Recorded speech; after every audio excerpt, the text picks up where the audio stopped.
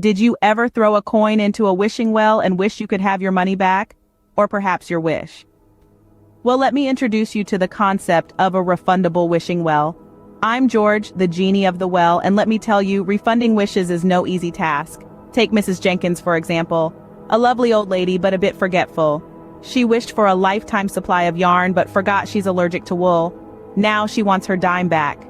Then there's Mr. Thompson, a disgruntled businessman who wished for more hours in the day. Boy, was he surprised when the sun didn't set for 3 days straight. He's been chasing me for a refund since. Don't even get me started on little Timmy. He wished for a dinosaur. Enough said. And that, folks, is just a typical morning at the refundable wishing well. You won't believe the kind of wishes people want refunds on. Let's start with Grandma Hazel. She's a sweet old lady with a memory like a goldfish. She wished for more wishes, forgetting that it's the oldest trick in the book. Now, she's stuck with an infinite loop of her own forgetfulness.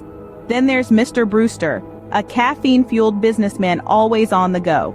He wished for an ever-filled coffee cup. Little did he know, the genie takes things quite literally. Now he's got a Niagara of coffee pouring out of his cup day and night. Talk about a caffeine overload. And let's not forget little Timmy. He wished for every day to be Christmas, and boy did he get it.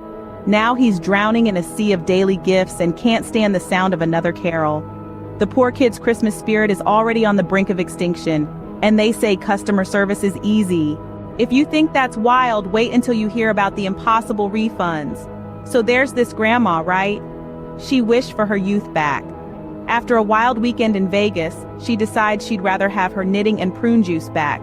But alas, the genie doesn't do refunds on youth. Then there's this Wall Street type. He wished for an unending cup of coffee. After 3 sleepless days and nights, he begged the genie to take it back. But the genie shrugged. Sorry, no refunds on caffeine overdoses. And let's not forget the kid who wished for Christmas every day. After his 365th set of presents, he was so overwhelmed he tried to return them all. But guess what? The genie doesn't do refunds on Christmas either. In the wishing well business, it seems the customer isn't always right.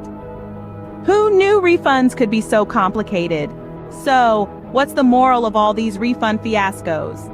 Well, friends, it seems our jaunt down the wishing well lane has taught us a few things.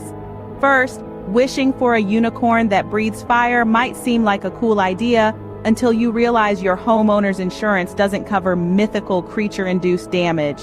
Second, genies, much like that one aunt at family reunions, have a knack for misinterpreting even the simplest of requests. I wish for a life full of zest doesn't mean you need a lifetime supply of lemons, genie. And finally, the most important lesson of all, wishes, much like those impulse buys from late-night infomercials, should be made with a pinch of forethought. Because refunds, my friends, are not as easy as returning a sweater that doesn't fit. Remember, be careful what you wish for, you just might get it. And a whole lot more. Don't forget to like, share, and subscribe to my channel. See you in the next video.